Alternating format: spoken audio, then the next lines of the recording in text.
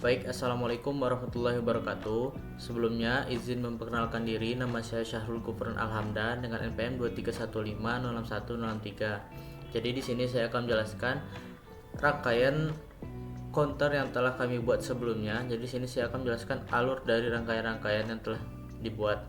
Sebelum masuk ke situ, saya ingin menjelaskan terlebih dahulu apa itu counter.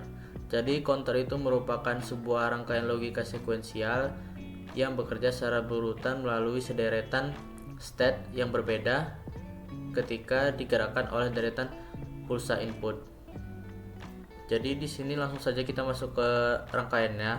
Di sini ada dua buah rangkaian. Yang pertama itu ada sinkron counter up dan yang kedua ini ada asinkron counter down. Jadi kita masuk ke sinkron counter up dulu. Di sini terdapat 4 buah flip flop, yang mana flip flop ini akan menghasilkan nilai Q dan Q bar, yang dimana nilai Q dari masing-masing clock ini akan menjadi output akhir, yang mana output akhir ini akan merepresentasikan bilangan biner yang kita ingin masukkan nanti. Jadi untuk membacanya itu kita membaca dari deretan bawah. Kita misalkan saja ini A, ini B, ini C, dan ini D. Selanjutnya di sini terdapat logic state, di mana ini merupakan sebuah kondisi clock yang mana nanti kita aktifkan dan kita turunkan.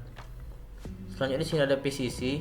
PCC ini digunakan sebagai input nilai 1 pada flip flop yang pertama ini.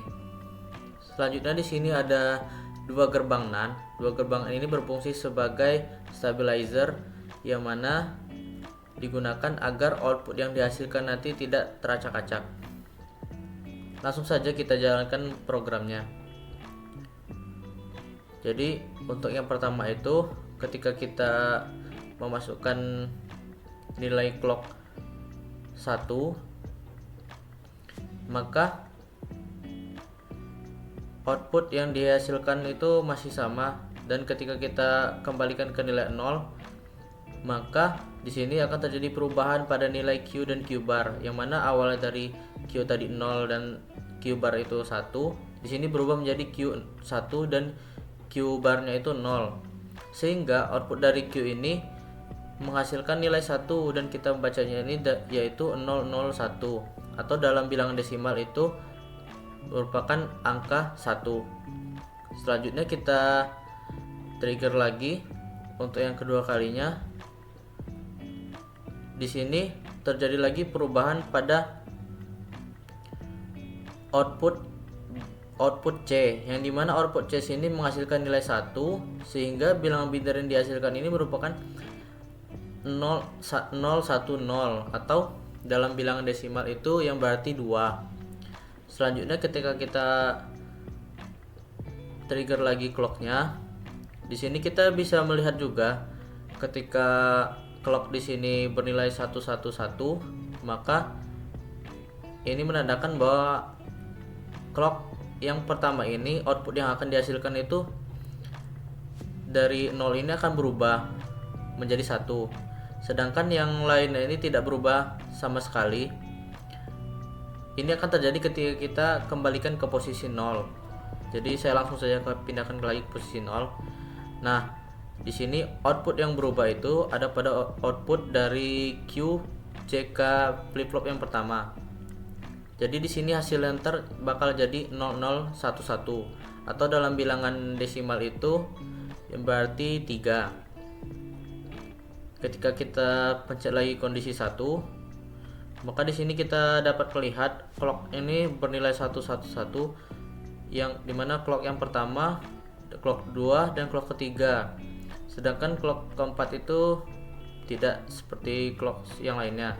Ini menandakan bahwa output dari clock ini akan berubah nilainya, yang dimana ini ada nilai 110 akan berubah ketika kita men-trigger kembali clocknya ke nilai 0. Langsung saja kita kembalikan ke nilai 0, maka output yang dihasilkan yaitu 0100. seperti yang saya bilang tadi, maka output dari JK flip-flop yang 1, 2, dan 3 ini akan mengubah outputnya sehingga didapatkanlah nilai 0100, atau dalam bilangan desimal itu merepresentasikan nilai desimal 4. Selanjutnya ketika kita trigger lagi, output yang dihasilkan yaitu 0101, atau dalam bilangan desimal itu berupa bilangan 5, dan ini akan menghasilkan nilai yang secara berurutan, yang dimana tadi kita mulai dari nilai 00, dan nilai 00 itu yang memproyeksikan nilai 1 dalam bilangan desimal akan terus berurutan secara berurutan mulai dari 000, kemudian tadi 001, terus 0011, sehingga akan mendapatkan nilai akhir. Jika kita jalankan terus, nilai akhirnya itu adalah 111 atau bilangan desimal 15. Nah, ketika sudah berada di nilai 111 ini, nah nilai dari sinkron counter up ini akan dikembalikan lagi ke nilai 0000. Jadi apabila kita men-trigger clock ini secara terus menerus, jadi outputnya itu akan secara berurutan mulai dari 0000 akan berlanjut hingga menjadi 11, dan ketika kita trigger lagi clocknya maka akan kembali lagi ke nilai 000, dan ini akan terjadi terus menerus. Itulah tadi mengenai cara kerja dari synchronous counter up. Langsung saja kita masuk ke asynchronous counter down.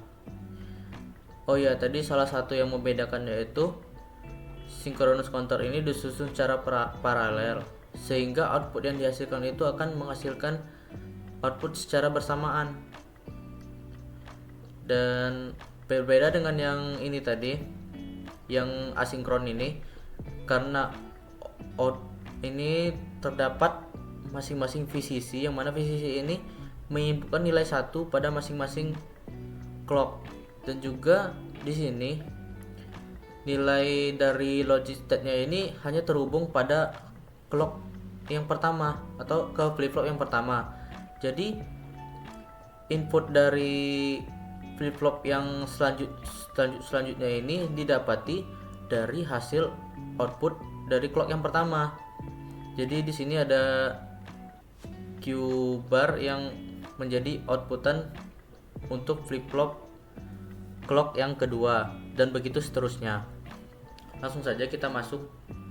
Jadi yang membedakan ini dengan percobaan tadi yaitu di sini kita mulai dari nilai yang terbesar dulu, yaitu 111, yang dimana ini kan rangkaian asinkron counter down, yang mana kalau dalam kondisi down itu berarti nilai yang dihasilkan itu kebalikan dari up, yang mana nilai itu diinputkan dulu dari yang terbesar 111, terus akan diturunkan secara berurutan hingga menjadi nilai 000.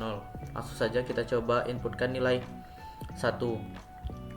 Ketika kita inputkan nilai 1, di sini kondisi clocknya itu mengakibatkan Q dan Q bar ini berubah nilai menjadi 1 dan 0, sehingga output dari Q bar ini akan menghasilkan output nilai D. Sama seperti tadi, kita misalkan dulu ini input outputnya itu dengan A, B, C, D, dimana A itu pada yang paling kanan ini A, ini B, ini C, dan ini D. Lanjut masuk ke pembahasan. Jadi ketika kita inputkan nilai 1 tadi pada clocknya, jadi Q bar ini bernilai 0 sehingga menghasilkan output 0. Jadi ini kita bisa baca dari sini 1110, atau dalam bilangan desimal itu nilai ini berarti 14. Ya, 14. Selanjutnya ketika kita trigger lagi, yang dimana kita trigger lagi kondisinya menjadi 01. Nah, di sini kondisi clock yang di sini berubah menjadi 0, dan di sini juga kembali lagi ke 1 akibat nilai clock dari ini kan mengubah output dari Q bar-nya itu, terus output Q bar ini juga mengubah input dari clock ini sehingga menghasilkan Q bar bernilai 0. Jadi kita baca ini bisa dari kanan seperti tadi, yaitu 1101, atau dalam bilangan desimal ini merupakan bilangan 13. Jadi kondisi ini akan lalu berurutan, tetapi mulai dari bilangan terbesar tadi dari 111, kemudian jadi 1110, terus 1101. Selanjutnya kita trigger lagi menjadi 11100, yang dimana 1100 ini kan bilangan 10. Kita coba, mohon maaf, bilangan 12. Jadi 110 ini kalau diubah ke bilangan desimal ini merupakan bilangan desimal 12. Selanjutnya kita coba trigger lagi. Nah, di sini output yang dihasilkan ini kan mengubah nilai dari flip flop yang pertama, kedua, dan ketiga, sehingga menghasilkan output 1011. Output 011 ini dalam bilangan biner itu kalau diubah ke dalam bilangan desimal ini merupakan bilangan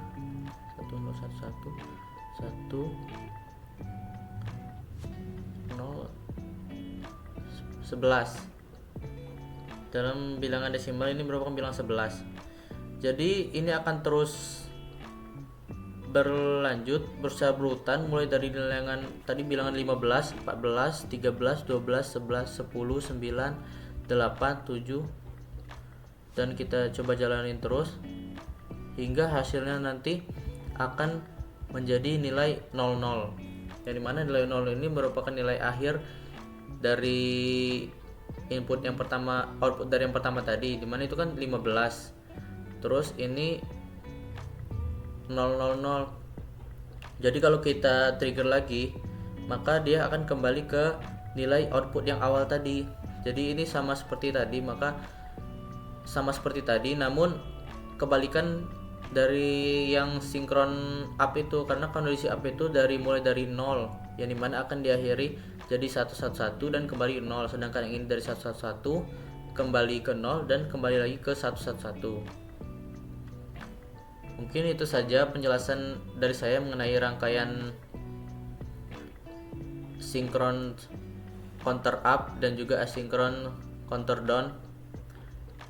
Sekian dari saya tutup. Assalamualaikum warahmatullahi wabarakatuh.